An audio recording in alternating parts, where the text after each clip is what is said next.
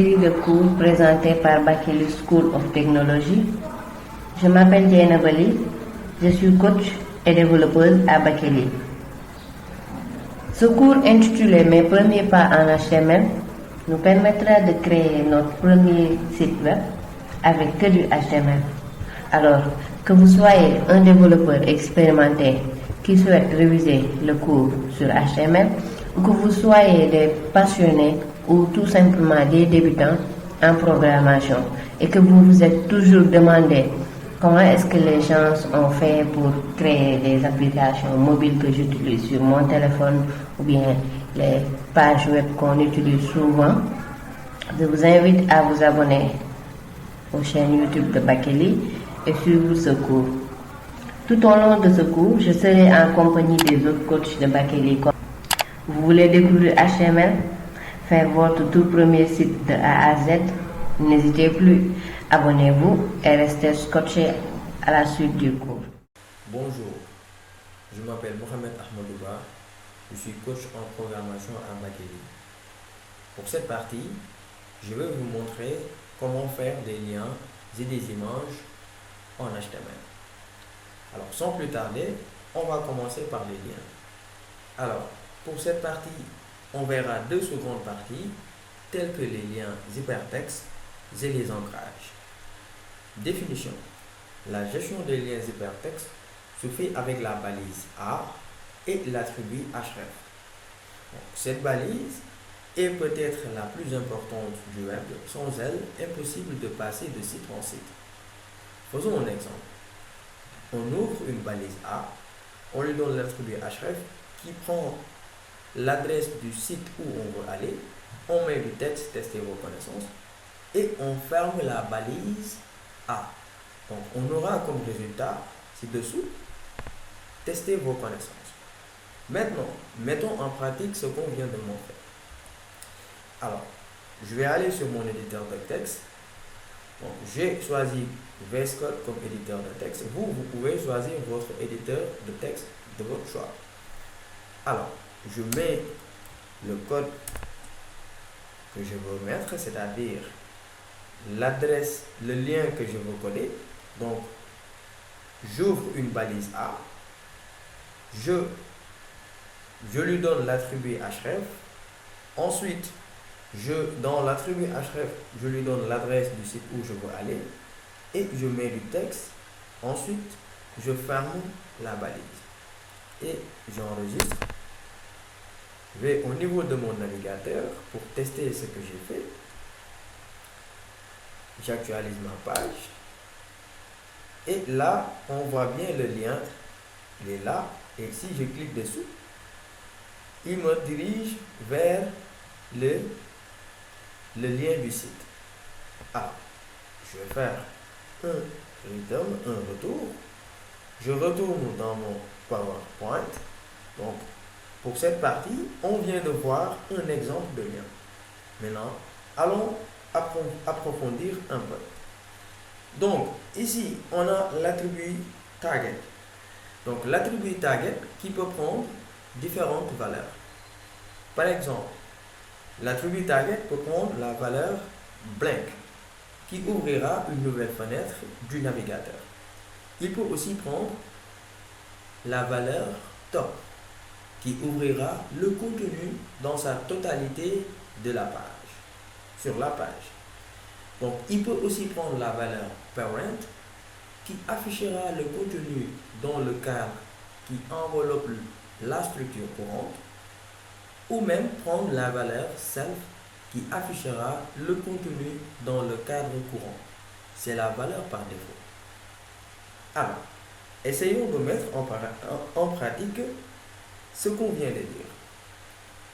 Donc, allons toujours sur notre éditeur de texte pour tester tout ça. Voilà. Donc, moi, ce que je vais faire, je vais ajouter un attribut target. Je l'appelle target. Et je lui passe blank.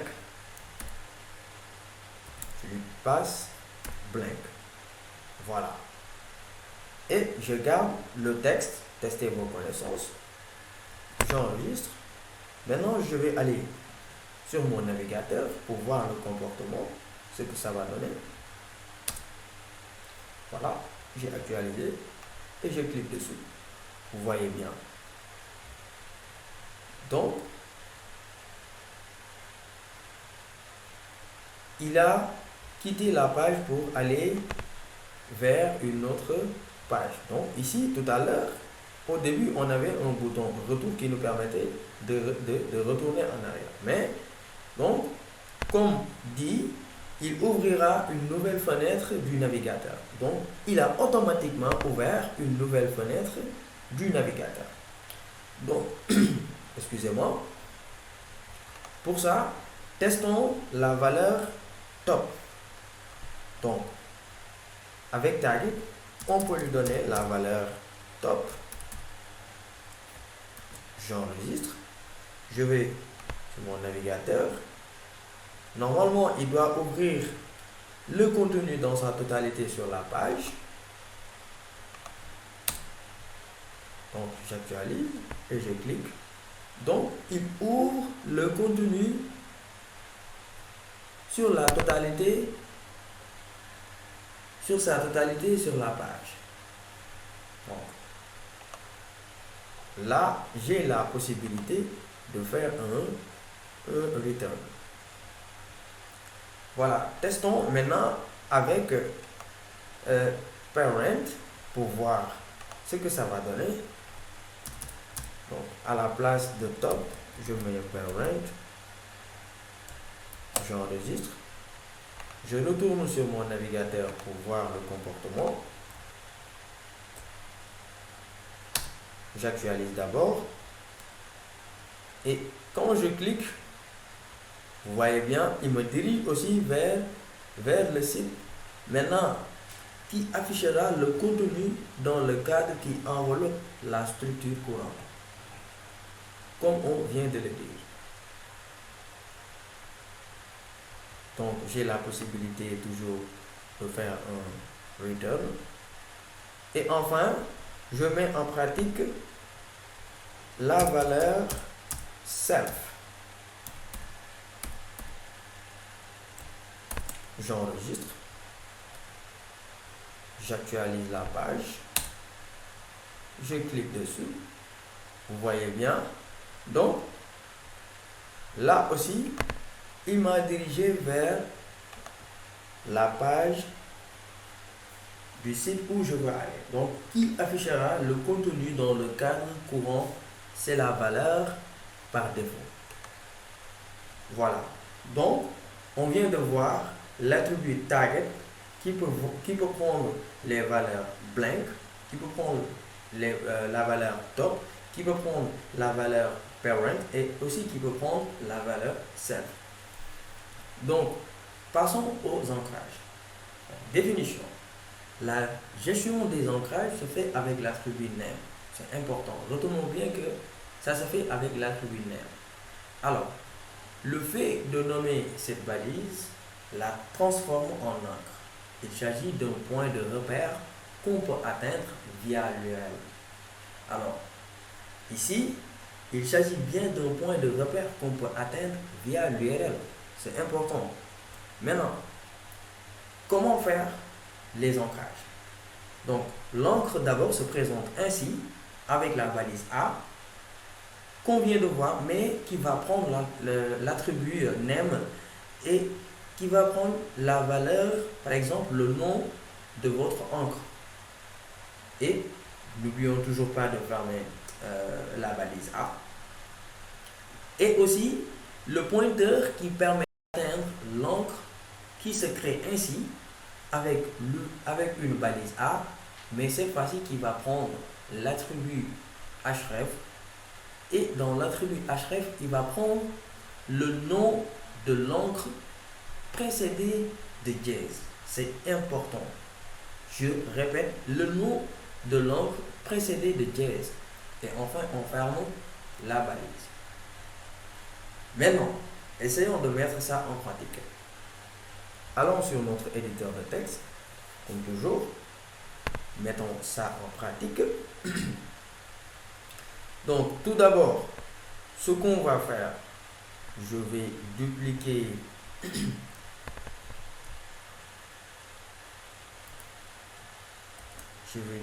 cette partie.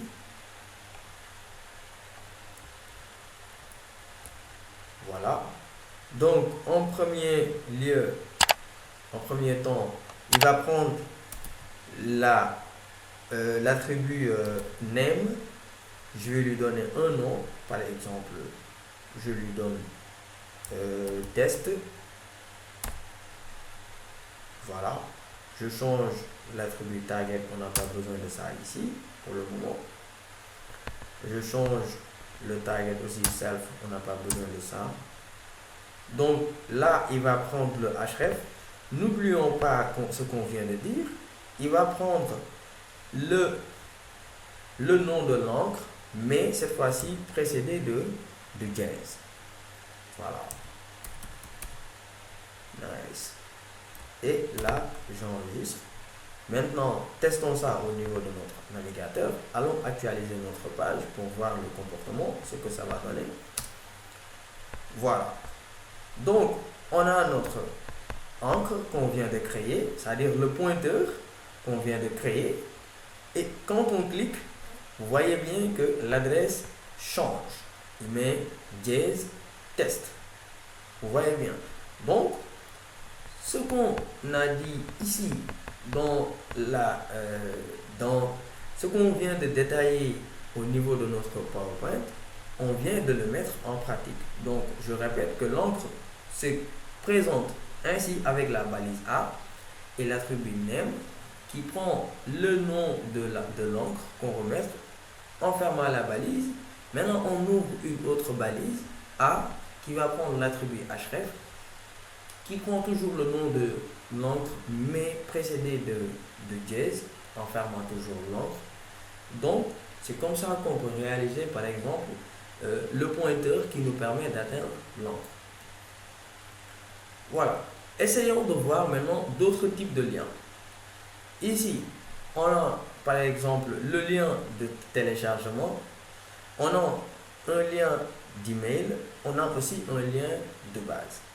Alors, un lien de téléchargement ressemble à un lien de texte normal. Le problème vient lorsqu'on veut ajouter un photographe, la meilleure solution est d'utiliser une vignette avec un lien. Mais nous parlerons davantage de ce problème dans la prochaine leçon. Alors, pour les liens email, créer un lien email est très simple. Si vous voulez que quelqu'un vous écrive un email, la meilleure chose à faire serait de mettre à sa disposition un lien avec votre email et un objet préétabli. Alors, les liens de base, utilisez la balise base avec à l'intérieur de l'élément head pour définir un lien de base. Ceci est nécessaire si vous avez quelque part un lien qui ne fonctionne pas ou si la destination n'existe plus. Voilà, le lien de base envoie l'utilisateur à l'adresse spécifiée. Donc, on a des exemples ici. Alors, pour un lien de téléchargement, on a toujours la balise A et l'attribut href qui prend l'adresse du téléchargement. Bon, ici, par exemple, on veut télécharger un document. Par exemple, on peut mettre comme texte document de texte. Et pour les liens d'email, on a toujours une balise A dont on met l'attribut href qui prend l'adresse du mail. Et ici, on met notre titre. Par exemple, question ici. Pour envoyer les questions, par exemple. Et pour les liens de base, on le met dans la balise head. Alors, n'oublions pas que la balise base est une balise qui est spéciale parce que on ouvre la balise, mais n'oublions pas ici de bien fermer la balise. Alors, essayons maintenant de mettre en pratique la balise base. Pourquoi? Parce qu'on vient de voir des exemples de balises comme la balise de téléchargement, la balise du lien qui ressemble un peu à ce qu'on a vu précédemment. Donc, allons sur notre éditeur de texte et mettons en pratique ce qu'on vient de voir avec la balise de base. Alors, moi, je suis sur mon VS Code. Donc, ce que je vais faire, j'enlève ça. Je suis dans la partie head, juste après le title. Je le mets là. Et j'enlève le premier lien. Alors là, j'ai ouvert un lien qui est quoi? Un lien j'ai ouvert une balise A, donc que je ne devrais pas faire. Donc je dois ouvrir une balise base. Oui. Alors, pour cette balise base, je ne mets pas de texte. Je mets un slash pour fermer. Et là, j'enregistre. Maintenant, ce que je vais faire, je vais aller voir le comportement sur mon navigateur. Donc, ce que je vais faire un return et j'actualise ma page. Donc, vous voyez bien qu'il ne se passe rien. Pourquoi? Parce que, disons bien que la balise base, elle se met sur le head. Par contre, si je mets par exemple en pratique, je mets par exemple la balise, disons google.com, je mets google.com, voilà, j'enlève cette balise, je laisse cette balise, par exemple tester vos connaissances avec google.com, voilà, j'actualise ma page. Vous voyez bien que quand je clique ici, j'ai la balise google.com. Vous voyez bien. Donc, ça change directement de lien. Donc, la balise de base, elle se met directement sur le head. Alors, au lieu de mettre google.com ici en bas, je vais le mettre en haut. Donc, j'enlève cette balise que je n'ai pas besoin. Alors, je mets à la place de test. Je mets cette balise, j'enregistre. Je vais voir le comportement. Voilà, il ne se passe rien. Et pourtant, j'ai bien mis la balise base en haut. Bravo. Retournons à notre PowerPoint.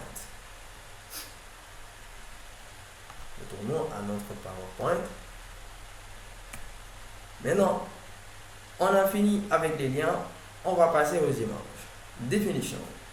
Les images sont très importantes dans une page internet. Il est donc important de les utiliser dans la bonne façon. Insérer des images en utilisant la balise IMG. Je note bien, on insère des images en utilisant la balise IMG. Alors, pour ce faire, on va voir un exemple. J'ai une balise IMG, je lui donne l'attribut Alt, qui va prendre le texte que je veux mettre, par exemple.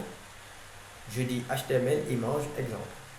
Et je lui donne aussi l'attribut source qui est essentiel ici, avec la balise IMG, qui va prendre la source même de l'image et le nom de l'image même et l'extension même de l'image.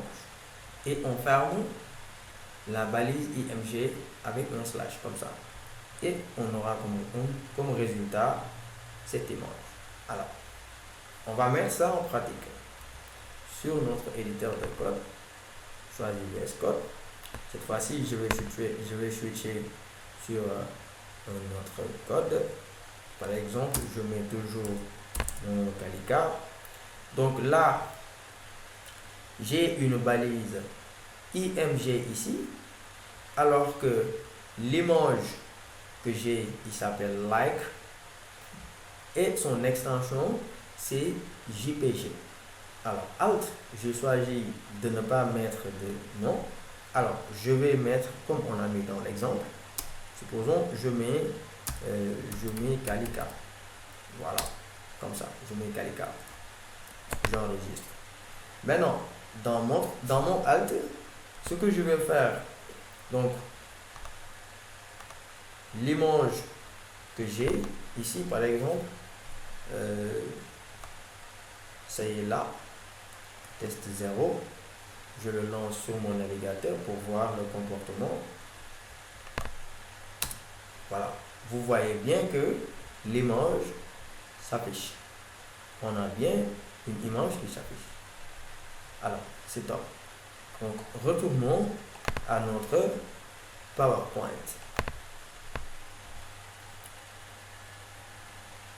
Alors, donc, on va voir la notion de SRC. Alors, SRC est un raccourci pour source. Donc, cet attribut est utilisé pour indiquer l'emplacement de l'image, comme je viens de le dire tout à l'heure.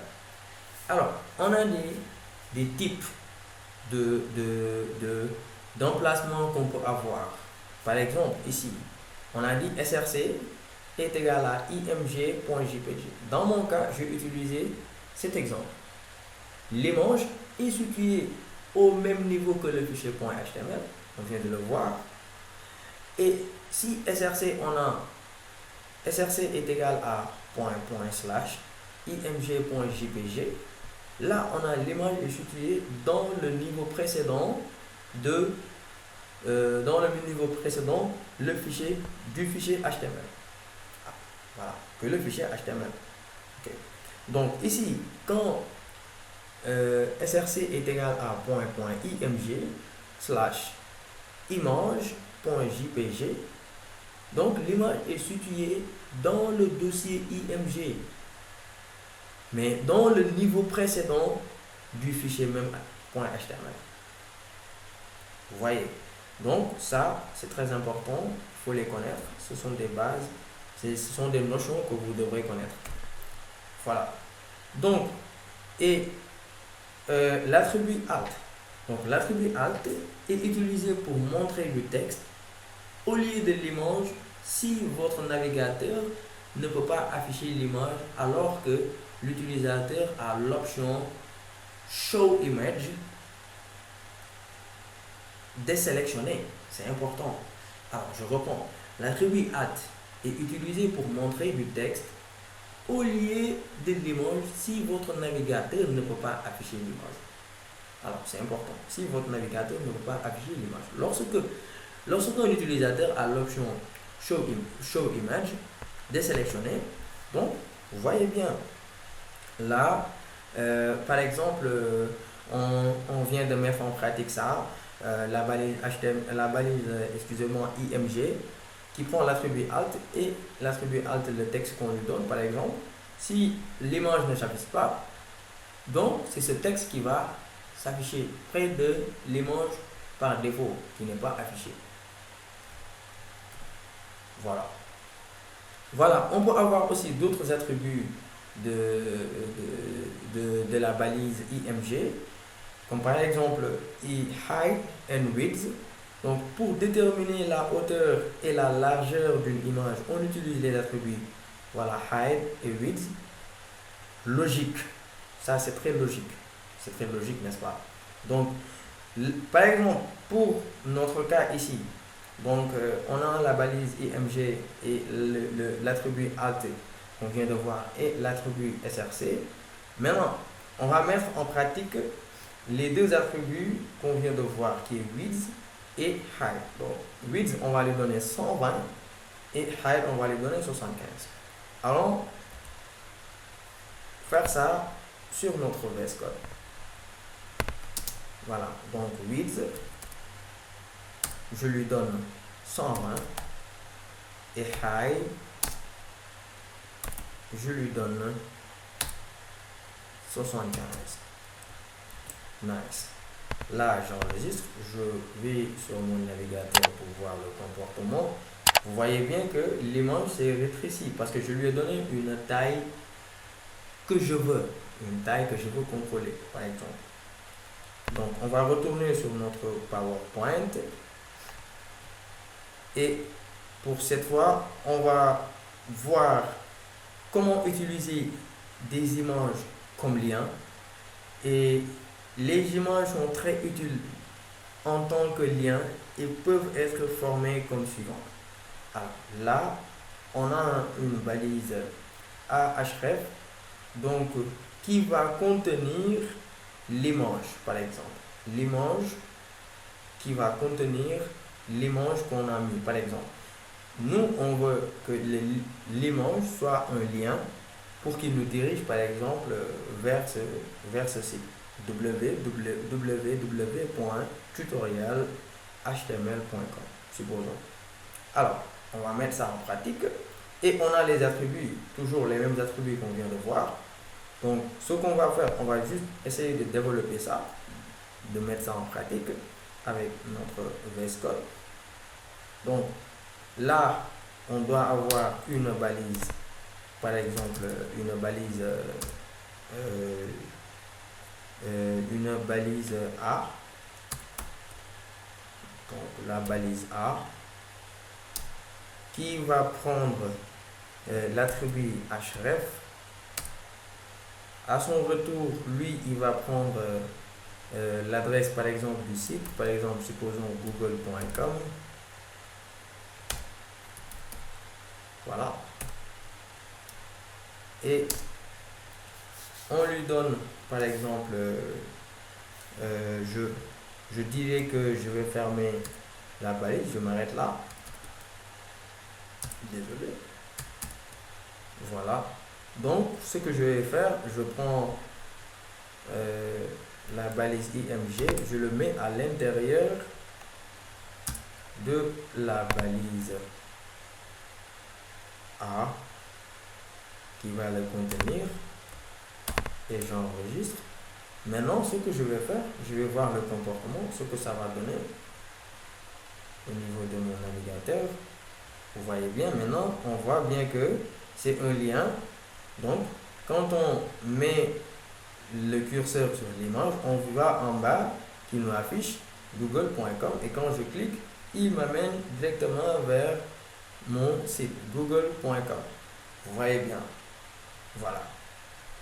Donc, j'ai pas mis par exemple les attributs ici, par exemple les attributs les attributs pour la balise A, les attributs de target, parce que je préférais vous montrer directement et on essaie de le visualiser pour voir si ça marche ou pas. Ok. Maintenant, on va retourner à notre PowerPoint et on va voir la dernière partie. Alors, ce sont les vignettes. Alors, les vignettes sont des versions miniatures.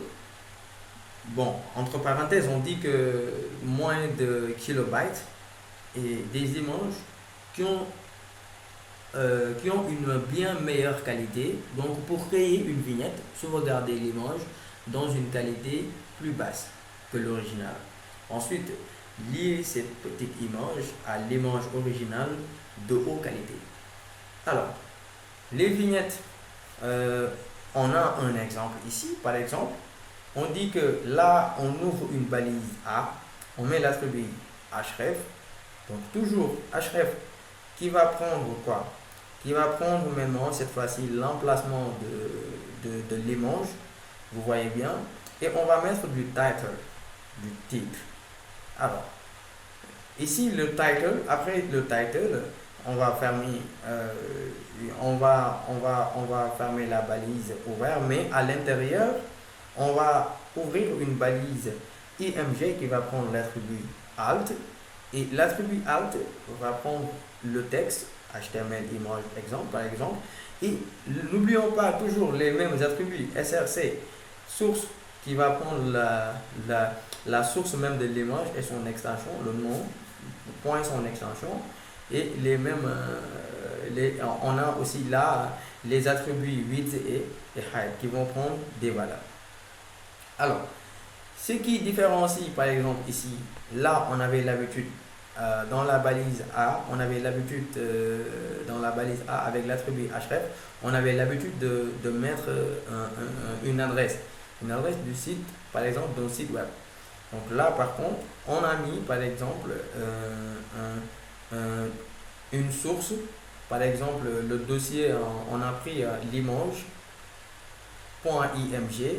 dans la source assets qui se trouve dans le dossier assets tutorial et dans le sous-dossier img. Vous voyez bien. Donc ici href est représenté comme sous forme de source. Donc on va mettre ça aussi en pratique. On va mettre ça en pratique sur notre desktop. Donc ici, au lieu de mettre par exemple, le lien directement, par exemple l'adresse Google, de préférence, je mets par exemple like. Je mets like.jpg. Nice. Ok. Là, je change, par exemple, je peux mettre 100. Je mets 100. Et là, je mets par exemple 55. Vous voyez.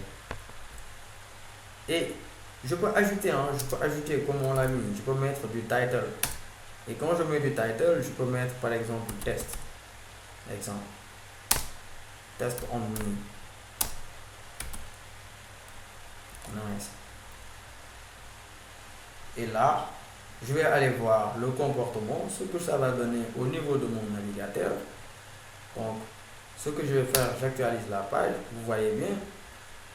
Donc, j'ai même l'adresse, le lien de l'adresse en bas. Donc, c'est ça une vignette. Vous voyez bien. Donc, voilà. Je clique sur l'image, il m'affiche ça sous forme de vignette. Donc, c'était tout pour ce tutoriel. Merci de votre attention. Bonjour et bienvenue pour cette formation sur l'HTML. Alors pour cette vidéo, nous allons nous consacrer sur les tableaux, les formulaires et comment insérer une vidéo dans une page HTML. Voilà, top, c'est parti. Alors, qu'est-ce qu'un tableau? Un tableau est un ensemble structuré de données, tables de données, présentées en ligne et colonnes. Un tableau vous permet de retrouver rapidement et facilement des valeurs au croisement entre différents types de données. Par exemple, une personne et son âge ou jour et la semaine. Voici un exemple. Voilà. L'avantage d'utiliser les tableaux est l'information est facilement interprétée par des associations visuelles entre les en-têtes de lignes et colonnes. Voici une interface de code. Voilà. Pour créer un tableau en HTML, la première balise à utiliser est la balise table, comme vous l'avez vu sur la figure. Voilà. Alors, pour créer une rangée dans un tableau en HTML, on utilise les TR, la balise TR. On va utiliser la balise TR pour créer une rangée. Voilà. Les balises TH et TD, les balises TH permettent d'ajouter une cellule d'entête. Les balises TD permettent d'ajouter une cellule normale. Alors, nous allons voir un exemple. Voilà. On va ouvrir notre éditeur et on va venir sur notre fichier. On va créer un nouveau fichier qu'on va nommer index.html. Voilà. Sur notre fichier, on va mettre les tableaux en HTML. Voilà. Et comme je vous l'ai dit tantôt, on va utiliser la balise table. Voilà. Sur notre table, on va utiliser les TR. Voilà. Sur les TR, on va utiliser les TH. Voilà. Toujours, on peut mettre un autre. Et on va utiliser ici les TH. Les TD, du moins. Voilà. comme sur notre exemple, voilà. La première cellule, on a utilisé 2 TH, donc on va faire de même pour voir le résultat. On va le copier, on va le coller. Là aussi, on a mis 2 TD. Voilà, qu'est-ce qu'on a mis? Cellule d'entête 1, voilà. Cellule d'entête. Non, cellule d'entête 1. Et ici, on va mettre cellule d'entête 2. Ici, on va mettre cellule normale 1. Et enfin, cellule normale 2. Voilà, je suis trompé là. Et enfin, cellule normale 2. Et on va visualiser. On va faire un clic droit, open in browser. On va l'ouvrir dans notre navigateur. Voilà, notre cellule d'entête. Voilà. On a ici cellule d'entête 1. Et comme vous le voyez ici, les entêtes sont en gras.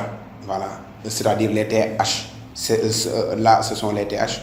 Voilà, cellule d'entête 1 et cellule d'entête 2, ce sont les TH. Et cellule normale, ce sont les TD. Voilà. On va continuer. Alors, l'attribut border. L'attribut border fait apparaître une bordure pour le tableau. On l'inscrit dans la balise table ou bien dans une feuille de style CSS avec l'attribut border qui prend comme paramètre l'épaisseur en pixels, en EM ou bien en pourcentage, le style de la bordure et la couleur. Comme vous l'avez vu ici, là c'est le fichier CSS externe. Voilà. Là aussi, on va l'inclure sur notre balise table qui est où on a mis notre border. On va essayer. Voilà. Sur notre balise table, on va utiliser border. Et là, on va mettre 2 pixels et on va enregistrer. On va sur notre navigateur, on va actualiser et voilà, notre bordure est bien faite. Et de même que si je le mets dans un fichier externe comme je l'ai bien expliqué dans le document, là je vais mettre un link rel et là je vais créer un fichier style.css et voilà, je vais enregistrer, mais avant d'actualiser, je vais venir ici et new file, je vais créer un fichier CSS CTRL S et je vais l'enregistrer. Je vais utiliser style.css, mettre table et je vais définir notre border et voilà, je vais mettre 2 pixels. Voilà, solide 2 pixels solide black et je vais enregistrer et je vais je pense que voilà, et là je vais enregistrer et je vais actualiser. Voilà, vous avez vu que ici ça a mis une bordure sur notre tableau. Voilà, et pour que tout le tableau ait une bordure, voilà, ici on va venir sur notre CSS et on va mettre TH, voilà, notre entête virgule, TD, on va ouvrir les accolades, on va mettre une bordure de 1 pixel solide black, on va enregistrer, puis on va sur notre navigateur, on va visualiser. Voilà que notre bordure sur notre tableau, c'est la même chose. Voilà, on va continuer. Alors, voici les styles de bordure, dont nous avons. Voilà, on peut les tester tous ces bordures, on peut les tester. Mais bon, nous n'aurons pas le temps de tester tous ces bordures. Voilà, on va juste tester une de ces bordures. Voilà. Là, on va tester une bordure. Voilà, là, au lieu de black solide, on va mettre solide, pixel. Quelle borne on va choisir ici? On va mettre dotted. Au lieu de solide, on va mettre dotted. Voilà. On va le mettre en rouge, red. On va le mettre en red. Voilà, et on va actualiser, voilà, notre style de bordure qui est en rouge. Voilà. On peut le mettre aussi dash sheet, voilà, red dash sheet. On va passer. Alors, nous avons aussi la balise caption. Nous avons la balise caption.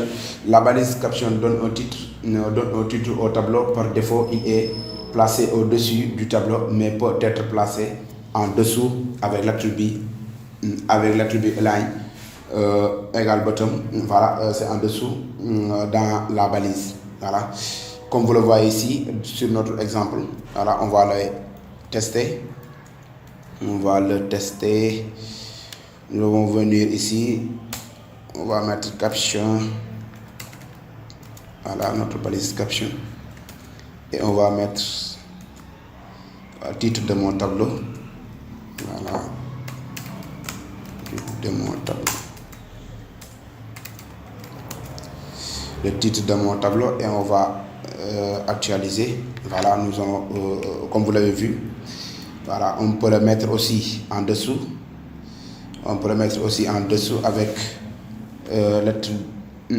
align. Voilà, on va le mettre ici en bottom, on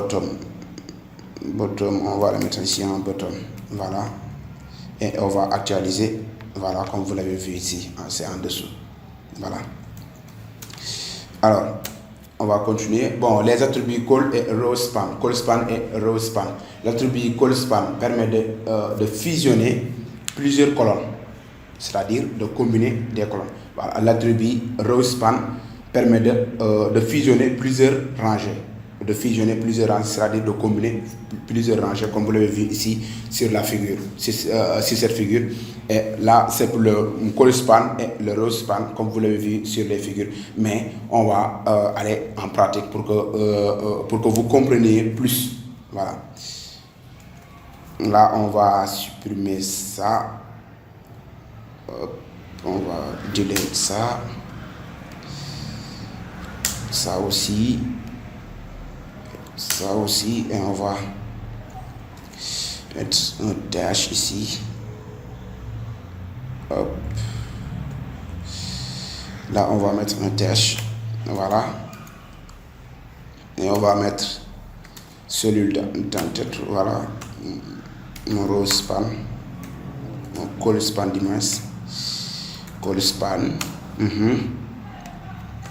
Là, on va venir ici. On va mettre call span. Et on va le mettre en 2. Et dans l'autre, on va mettre TD. Et on va le copier 2 fois. On va le copier 2 fois. Voilà. Notre call span. Notre call span 2. Voilà. Et on va actualiser sur notre tableau. On va actualiser. Voilà, comme vous l'avez vu ici, notre call span et notre call span 2. Alors pour les row span, on va juste dupliquer ça. On va juste dupliquer ceci. On va juste dupliquer ceci et on va là. Et on va juste dupliquer ça et dans la première, on va mettre notre row span. On va le mettre ici. Row span. Et là, on va mettre 2. Et là, on va mettre 1. Voilà. On va actualiser. Voilà.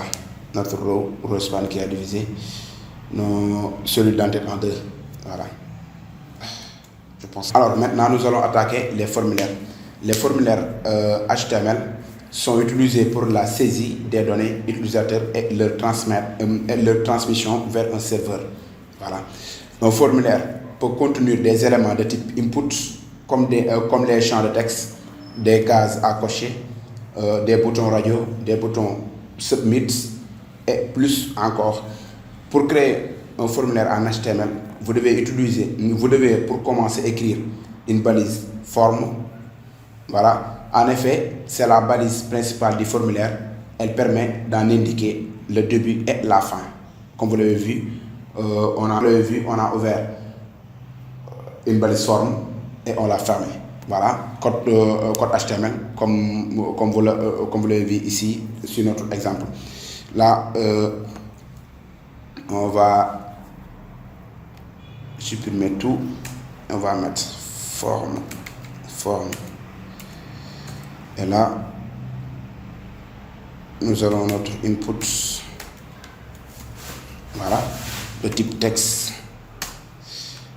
Et nom, name, on a mis nom. Voilà. Là, on va actualiser. Voilà, notre formulaire. Voilà, qui nous permet de saisir des données. Voilà. Alors, nous allons poursuivre. Les éléments de formulaire. Input, champ de saisie de texte et différents types de boutons. Comme vous l'avez vu ici sur notre exemple. Champ de saisie de texte et différents types de boutons. On peut utiliser pour faire des boutons. Voilà. Select, liste menu déroulant et ascenseur. On va le voir. Text area, zone de saisie de texte libre. Là, ça aussi, on va le voir. Champ, chaque élément est nommé avec l'attribut name. Le nom ainsi défini permet d'identifier les champs, les données lors de l'envoi. Voilà. C'est-à-dire qu'ici, les noms qu'on a définis permettent d'identifier les données lors de l'envoi vers le serveur. Voilà. Il doit être unique, sauf dans le cas d'un ensemble composé de plusieurs éléments. Bouton radio par exemple. L'attribut value, comme à ces balises, a un rôle différent selon le type d'élément utilisé. Les éléments input, ils sont utilisés pour définir des zones d'entrée de texte simples, des boutons, des cases à cocher, des boutons radio. Le type d'élément dont il s'agit sera précisé en utilisant l'attribut type. Voilà. Alors, type de texte, comme vous l'avez vu ici, là on a mis prénom, pays. Voilà. On va sur notre éditeur de texte. Premièrement, on va mettre prénom, 2 points. Et deuxièmement, nous allons mettre ici pays. Là, on va mettre pays. Type de texte, voilà. Là, on va mettre value. Voilà, value, mon nom, Hassan. Voilà, et ici, value, je vais mettre Sénégal comme le pays. Là, je vais actualiser pour voir. Voilà, je vais juste actualiser. Le prénom est Hassan. Voilà, mais je peux le changer. Je peux le changer à tout moment. Voilà, et le pays aussi, c'est la même chose. Voilà. Alors, nous allons poursuivre. Il y a le type et aussi il y a le type password. Voilà, mot de passe, input, password. Voilà, on va mettre ici password. Je vais mettre juste password input type password. Je vais mettre type. Le type c'est le password. Voilà, name. Voilà, et value, je vais mettre password. Voilà, là je vais actualiser pour voir. Voilà, c'est la même chose. Voilà, le type password comme vous l'avez vu. Voilà. Alors, nous allons poursuivre. Le type reset. Reset, c'est pour effacer. Voilà, bouton effacer, c'est pour enlever. Voilà. Input type reset. Input effacer input, type reset. Type reset, name, on va mettre reset aussi. Value, on va mettre effacer. Voilà, on va actualiser pour voir. Voilà notre bouton effacer. Voilà notre bouton effacer. Alors, on va poursuivre. Il y a aussi le type submit. Submit comme le type bouton envoyer des données. Voilà. Là, on va juste le dupliquer. CTRL V. Voilà. Au lieu de, on va mettre envoyer. Ici, on va mettre type submit.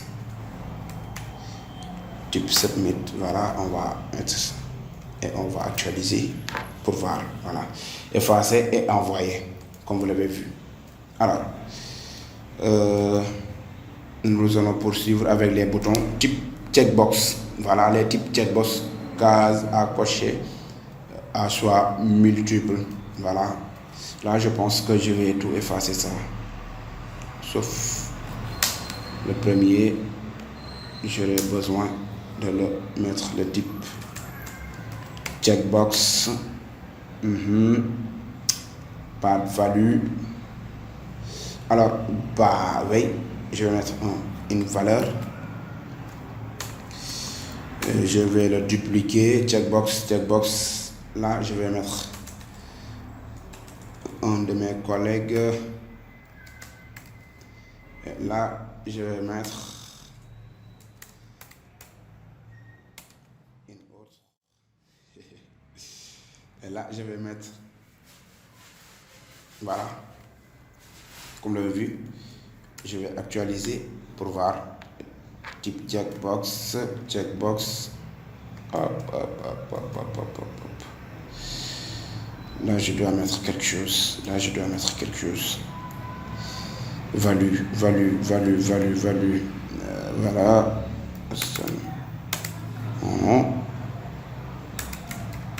Kalika.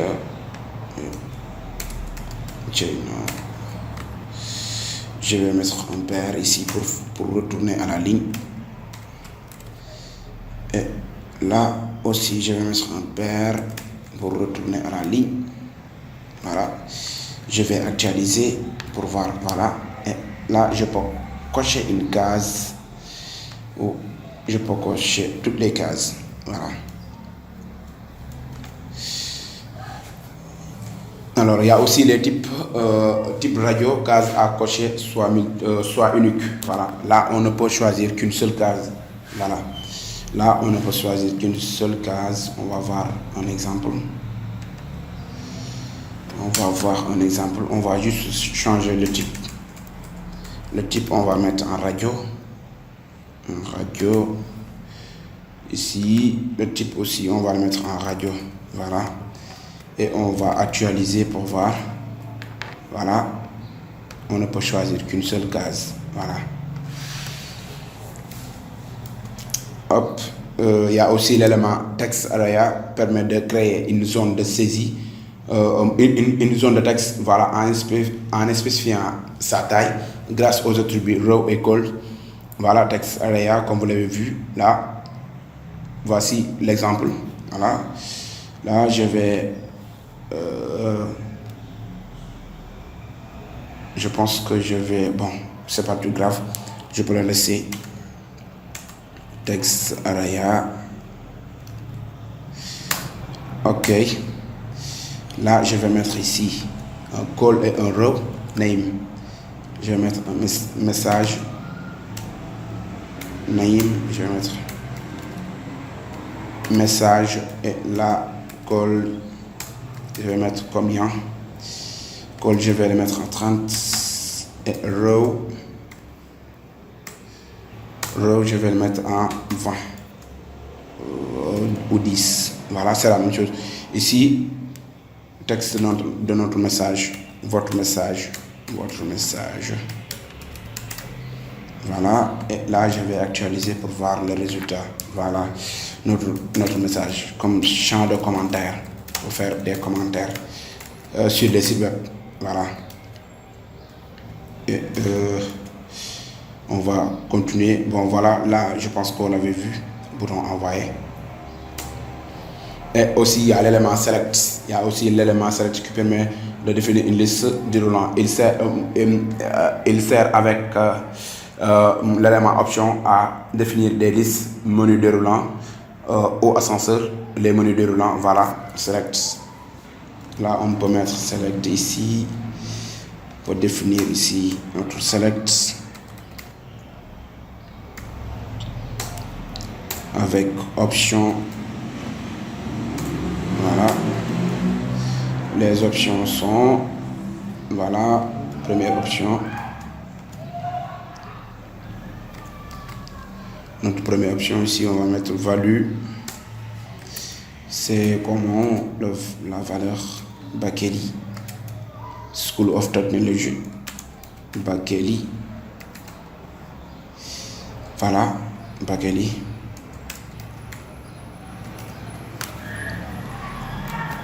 Et là, je vais le copier 3 fois. Alors, je vais le copier 3 fois. Je vais le copier là, je vais mettre UVS. Là, je vais mettre Easy. C'est une école de formation en informatique, UVS, l'Université virtuelle du Sénégal. Voilà. Easy. Et là, je vais actualiser pour voir le résultat. Voilà notre liste select. Et si, voilà, et si je clique, on a une liste déroulante. Voilà. Alors, nous allons poursuivre. Nous allons aussi regroupement des champs de formulaire. Voilà, le regroupement des champs de formulaire dont l'élément field de set est l'élément légende. L'élément field de set est utilisé pour regrouper les champs associés à un formulaire. L'élément légende définit une légende pour l'élément field de set. Voilà, comme vous l'avez vu, formulaire field de set. Là, on peut le mettre ici. Là, je pense qu'on va créer. Ou bien, là, je vais supprimer. Je vais tout supprimer. Voilà. Et là, je vais créer un élément légende. Voilà. Dans légende, qu'est-ce que je dois mettre? Information personnelle. Dans légende, je vais mettre information personnelle.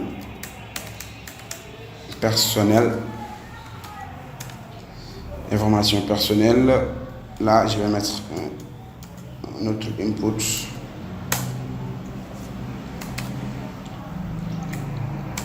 Input, type texte. Voilà, là, je pense que, bon, je pense que là, je vais mettre un BR. Je vais le copier. Là, je vais le coller. Non, pas. Là, j'ai fait une erreur. Et là, je vais le coller. Voilà. Je peux le coller autant de fois. Voilà. Et on va mettre ici notre bouton envoyer. Type. On va mettre submit. Voilà. Value. On va mettre envoyer. Et on va value, on va mettre envoyer et on va enregistrer. On va sur notre navigateur, on va visualiser. Voilà, la balise légende et la balise field de set. C'est notre ligne qui encadre notre formulaire, et la balise légende est la balise qui coupe notre ligne. Voilà. On va poursuivre. Les autres éléments, voilà, les autres éléments, c'est à vous de choisir, c'est à vous de voir ce qui vous convient. Là, on a date, color, et bon, ainsi de suite. On va essayer l'élément date, type. De type, ici, on va essayer ici, là, on va mettre date, et on va enregistrer. on va sur notre navigateur, voilà, date, il nous génère automatiquement notre calendrier, voilà, jour, mois et année, tout, voilà, avec un seul élément. Alors, maintenant, nous allons voir comment insérer une vidéo, voilà. Pour insérer une vidéo dans une page, on fait appel à la balise vidéo. Exemple, vidéo, on va définir la largeur et la hauteur. Voilà, on va mettre contrôle qui est un élément indispensable qui définit les paramètres de notre vidéo. Voilà. Et la balise source, voilà, source c'est-à-dire le chemin où se trouve notre élément vidéo. Voilà. On doit insérer du contenu texte entre les balises vidéo et vidéo ouvrant et vidéo fermant. Pour les navigateurs ne prenant pas en charge l'élément vidéo. Voilà. L'élément vidéo permet plusieurs éléments sources pouvant être liés à des fichiers vidéo différents. Voilà, parce que les fichiers de vidéo sont différents, peuvent être différents. Voilà, parce que les extensions, ce qui les différencie, ce sont les extensions. Voilà. Comme vous le voyez ici, là, on a extension .mp4, extension .ogg, et aussi il y a plusieurs extensions de vidéo. Voilà. Le navigateur utilise le premier format reconnu qui est le MP4. Voilà. Il y a aussi une autre façon de faire. Il y a aussi une autre façon d'insérer une vidéo qui est où on va inclure directement notre vidéo sur la balise, sur notre balise vidéo avec le SRC. Voilà. Vous avez vu que cette manière est différente de celle-ci. Voilà. Là, mais aussi tout le temps on va définir la largeur de notre vidéo et la hauteur, ainsi que l'élément contrôle qui est un élément indispensable. Alors, on peut insérer sur une page, voilà, comme vous l'avez vu, voici l'exemple. Voilà, l'attribut contrôle ajoute des contrôles vidéo comme chaque lecture, pause, volume. Voilà. Si width et height sont définis, l'espace requis pour la vidéo est réservé lorsque la page est chargée. Voilà. Cependant, sans ces attributs, le navigateur ne connaît pas la taille de la vidéo et ainsi ne pourra réserver un espace approprié à celle-ci. L'effet sera que la mise en page va charger au chargement de la vidéo. Voilà. On peut aussi intégrer une vidéo. Via YouTube, depuis YouTube. La meilleure façon de lire des vidéos avec HTML est d'utiliser YouTube pour éviter les problèmes de format, des formats de vidéo, comme je l'ai dit tantôt. Voilà. Pour afficher une vidéo dans une page web, on peut uploader le code d'intégration de la vidéo depuis YouTube, puis l'insérer dans le code HTML. Et voici un exemple, mais là, pour ce faire, là, on va utiliser la balise iframe, et on va définir la hauteur et la largeur de notre vidéo. Voilà. Et on va, depuis YouTube, prendre là-bas l'URL d'une vidéo. Voilà. Et on va le mettre juste. Et on va mettre aussi l'attribut contrôle qui nous permet de définir les paramètres. Voilà. Et loop égale à 1. Là, c'est facultatif. Si on ne le met pas, bon, ça n'aura pas d'effet. Voilà. Et merci beaucoup. Merci de votre attention. C'était tout pour cette vidéo. Et merci de l'avoir suivi. Et à la prochaine.